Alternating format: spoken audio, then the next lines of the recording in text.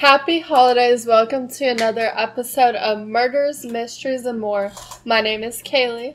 And my name is Desi. Be sure to like and subscribe, and don't forget to hit the bell next to the subscribe button to turn on post notifications. Before we get into this case, we always encourage those who have useful information to any unsolved case, please report it to your local police and sheriff department. Disclaimer: this case will involve some very disturbing details. This video is not for persons under 18 years of age. This video is also not for the weak, so if you cannot handle graphic details, please click off now. College is a place that many young adults attend after graduating high school. College is supposed to be a safe place for those to study, learn, and network to grow their careers. However, college is not perfect by any means. Lots of drama and tears. Even rape and murders happen on campus. More often than not, criminals slip through the cracks. What is sad is that many criminals that attend college get away with horrible things. Cough, cough, cough. Brock Turner. He was a student at Stanford State University, and he raped an unconscious woman and only received 6 months of probation. That's a slap on the wrist. With all that being said, we will be unlocking the murder of Jenny Low Chang. Jenny Low Chang was born February 5th, 1958, to Chinese immigrants who came to the U.S. in the early 1920s. She was a very hardworking young woman who didn't shy away to achieve her goals. She was very intelligent, and she even made it on the university's dean list every semester. In 1977, Jenny was a 19-year-old predental student. And just like all the other students, she and her friends actively used the university's library to study there. She attended San Fransisco State University. The library. Sunday, September 11, 1977. This was the last time Jenny was last seen by her roommate. At 6 p.m., Jenny decided to head for the library. Obviously, if you are a predental major, you're going to have to study a lot. So it was pretty obvious that she had to go to the library a lot. She decided that night to use the study room in the basement. The library, like most college universities, is open until 11 p.m.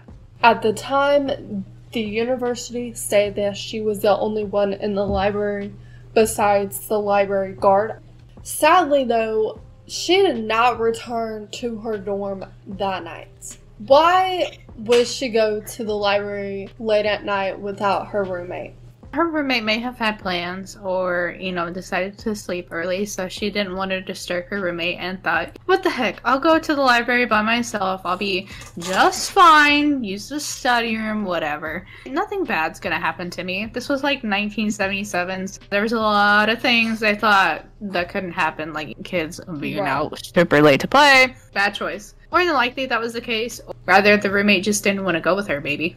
Right, and a university is supposed to be a safe place, but as we can tell, it definitely is not really. At that time, for sure, people have more trust. And I also want to mention, too, is, the lighting, at universities back then was not that great. That's true, though. Yeah. It was spooky out there. Spoopy time. Spoopy time. I would have taken you, though. Bro, I don't show up without my mace, knives, or my bat. Bro, I would have been prepared. I'm just not prepared sometimes. Her roommate reported her missing the next morning, and a psychology professor actually found Jenny's dead body in the 4th floor reading room. He found her naked. She had been stabbed 30 times and beaten with an ashtray. Some sources state that she was strangled and sexually assaulted. There was broken furniture, which indicated a struggle. According to some sources, some state there was strangulation and sexual assault, some don't. So why did the killer choose to leave her naked in the reading room if he didn't sexually assault her? That is a really good question. One thing is, maybe, because there was that library guard, so maybe, obviously, the killer snuck in and murdered her. Maybe he heard the guard coming. He just, freaked out. He decided to just leave her there with, all her clothes off. Maybe he was actually going to rape her, but he didn't. It is definitely a little bit weird. I definitely feel like the fact that her body was left naked more than likely means that someone wanted to attempt to sexually assault her. At this time, we had the Alcala murders. If this was, per se, a copycat or a fan, why do you think that they chose to copy Rodney Alcala? Well, I know, like, a lot of serial killers are sick in their mind, and they, just like many other people get inspiration for good things, they get inspiration for bad things.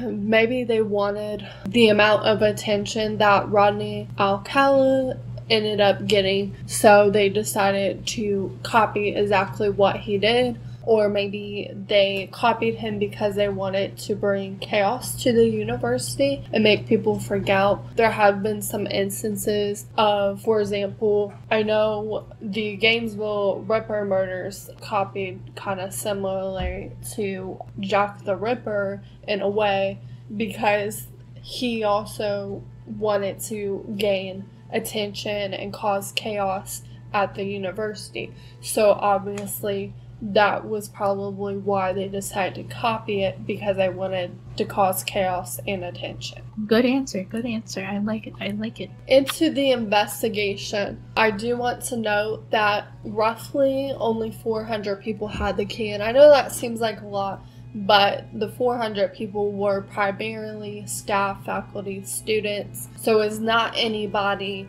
outside of the university. And I would hope at least that the university thoroughly background checked everyone. It does mention that there is a possibility that they couldn't rule out if the door could have been propped open. I know sometimes when people are studying, she might have decided to leave the door propped open, or maybe even the library guard told her to leave it propped open, but it is very possible that she could have.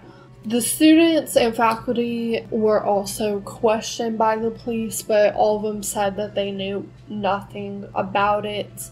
It was noted that no one hated Jenny, or there wasn't anybody that was against her, so they haven't really found anyone with a clear motive to kill her. Police inspectors Tashi and Jack Clearly, they said that the only way for her to have entered the reading room is that she would not have been able to enter it without assistance from someone else.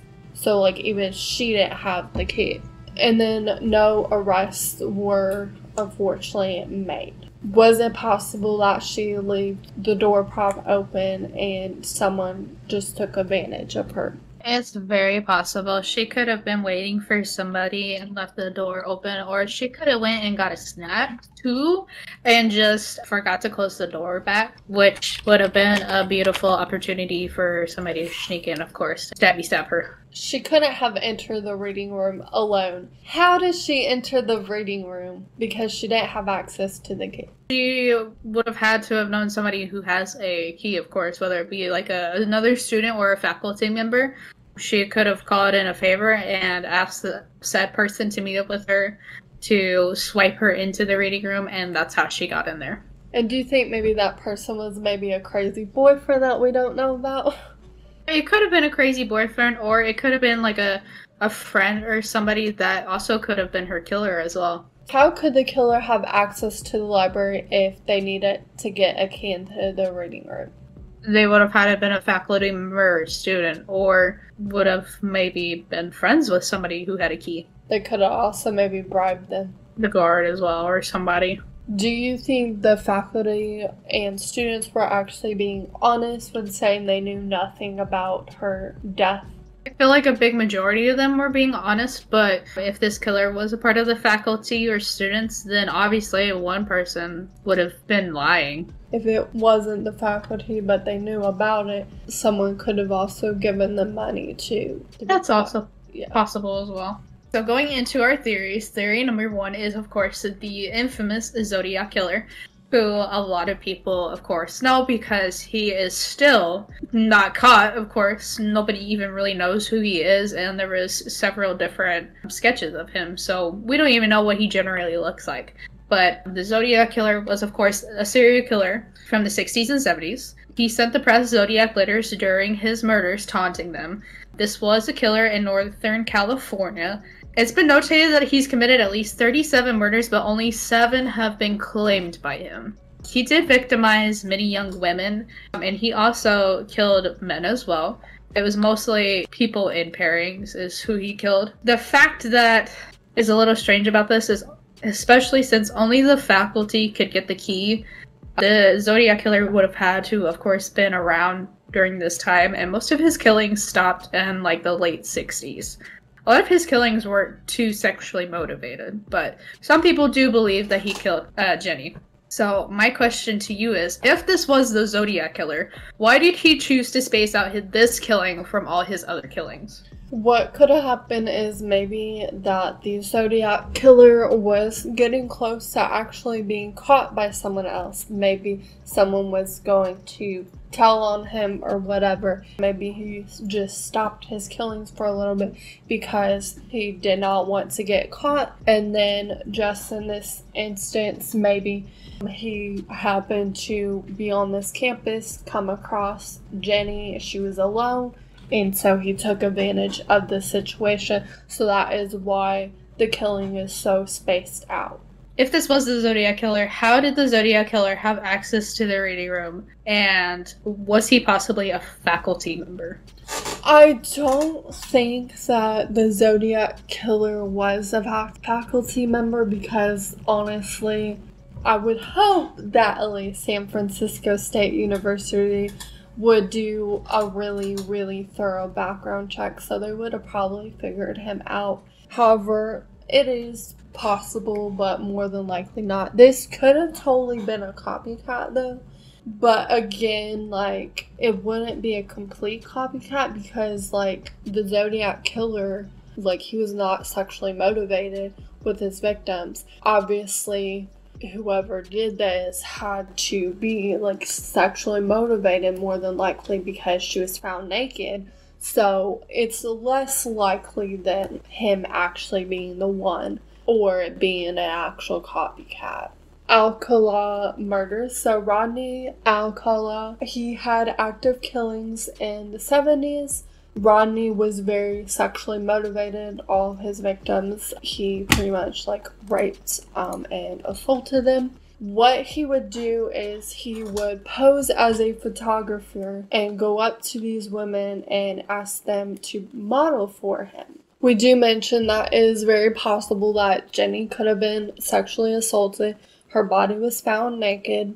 She was also a young woman, so clearly that Rodney would have probably taken advantage of her. Most of his victims, though, were in LA, but he would have also needed a key, so he would have had to been a faculty member, and this dude was later on, like, found, so it would be a lot more difficult for him to, like, actually have been a faculty member. He also did not stab his victims, and Jenny was stabbed 30 times. However, one of his confirmed victims actually did wear a University of San Francisco shirt. They were a college student. If Rodney Alcala did it, how would he have gotten access to the key for the reading room? He could have possibly swiped it from somebody, or he posed as a faculty member and stole it. If alcohol did it. If Alcala did it, why did he stab her and not his other victims? The reason why he could have possibly stabbed her and not his other victims was this could have been a rush kill. He could have decided to change up his MO at the very last minute and decided to stab her to shut her the fuck up. She could have been making too much noise and thought that it would attract attention, especially from the guard, if he was, paying attention on duty, of course. Killers do change their MOs up. Even in the middle of a spree, they do tend to escalate more, tend to de-escalate after so many killings. So this could have been a part of his escalation. Why did he specifically pick Jenny?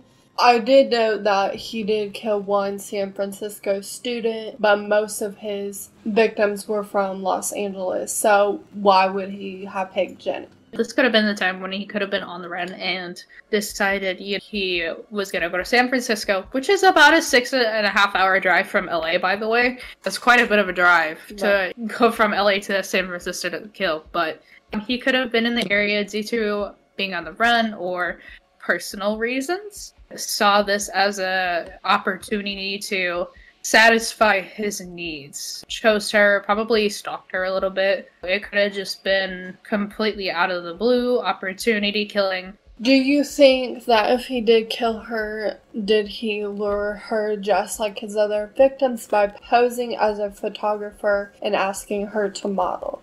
Oh, for sure. I'm sure he would have done it that way. At colleges, they do have people who are studying photography or just photographers in general that do like pictures or stuff for the yearbook, propaganda for the colleges. He could have just been posing as a photographer to kind of lure her in and said like, hey, you college is doing this. I think you're like the perfect person for this. Can I take your picture? Right, and she was pretty. Most men do prey on the pretty bitches. The third theory, though, is that the library guard on duty or another faculty member potentially did it. These people would have had access to the key for the reading room, of course. A faculty member actually had a shift on the evening of September 11th, 1977. But at the time Jenny was murdered, he briefly, quote-unquote, left the university. And he knew more about the case than a bunch of other staff members. Also, a San Francisco University security guard had a shift at the time of Jenny's death, and he left work early as well without any notice. He was fired for that, of course, because you fuck around and find out and be stupid, you're gonna get fired for that shit. But he was also actually a suspect in this case, but he obviously had a possibility to enter it, but there's no proof that he was Jenny's murderer. There's also other people who could have had access to this, like students or professors or anything like that, and law enforcement made 0 arrests, but they said they knew who did it, which is hella sus for them to say that and then like nobody gets arrested. It makes me think that they had to be paid.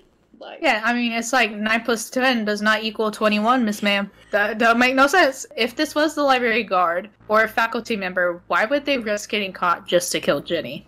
Well, this library guard, obviously, they have, by this point, have gotten access to the library, and they have also gained a lot of trust with the university. This library guard might risk it because it's less likely for them to get caught and be suspected, because who's gonna think, oh, the librarian fucking did it? No one. It's always gonna be, this crazy boyfriend or this dude with tattoos out there. Nobody ever thinks this innocent library person did it. He was the only person there at the time. So it would have just been easier for him to get away with it and cover it up. Honestly, he would not be more than likely get fired for this. However, he just made himself look more sus by calling out, getting fired anyways. He also could have been irritated with his job and annoyed. Fuck it, I'm going to do some crazy shit because they're not going to expect it and it's going to cause chaos. What motive would the guard or faculty member have to kill her? Likely the motive of whoever killed her, and especially like if it was the library guard, the motive probably would have definitely been for sex. He probably thought that she would be quiet, that he could get away with raping her. Maybe he had raped other victims, stuff like that, because obviously he could have preyed on like other young girls too, like that he had assaulted her, but maybe she was screaming and making a scene, putting up a fight, and she did not give up, and so instead of risking letting her go, he decided to stab her, because otherwise he would have gotten caught and fired, but he got fired anyways from his job. Good answer. I like that.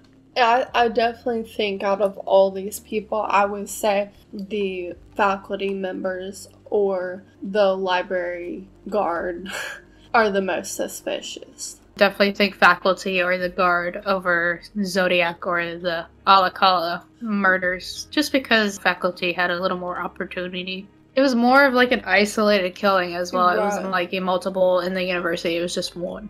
Like we mentioned before, the Zodiac killings pretty much sexual. Yeah, weren't sexual and ended more sooner. For Alcala, he didn't really stab victims and he would have had to travel pretty far.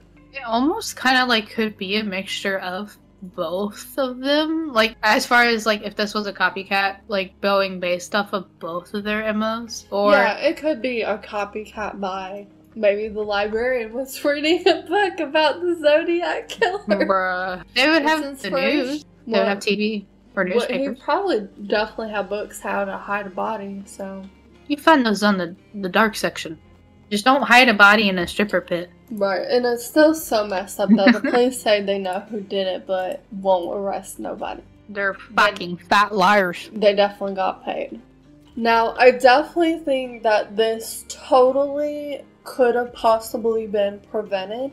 Here's some things that I think that the university should do and other universities should do to prevent this. More lighting, for sure. Like, anytime it's like super dark out, it's easy for predators to hide, versus if you have a bunch of lights around, it's more likely going to be a lot safer and it's going to be more difficult for predators to hide. So having cameras around. Also, I think that if you're going that late to anywhere like on campus, you should definitely, especially like the library, go in groups. You should definitely not go alone. Now, at the time, it was pretty common for them to go alone. Universities definitely need to up their game in doing thorough background checks, because there are some crazy people who end up slipping through the cracks, and back then it wasn't really common to have like a cell phone, so definitely always having your cell phone on and ready. This is like a taboo subject, but I think that more people should teach young adults about sex trafficking, both men and women, so they're more aware of it, because there's a lot of people who are not aware of the warning signs. Feel free in the comments to comment below, who do you think did it? Unfortunately, to this day, Jenny Low Chang's murder remains unsolved, of course, like many that we've covered before. We hope one day, like the many victims, like Jenny, get the justice they deserve. But for now, thank you for listening. And remember to always keep your eyes open, because you never know when someone's creeping around the corner with a bat.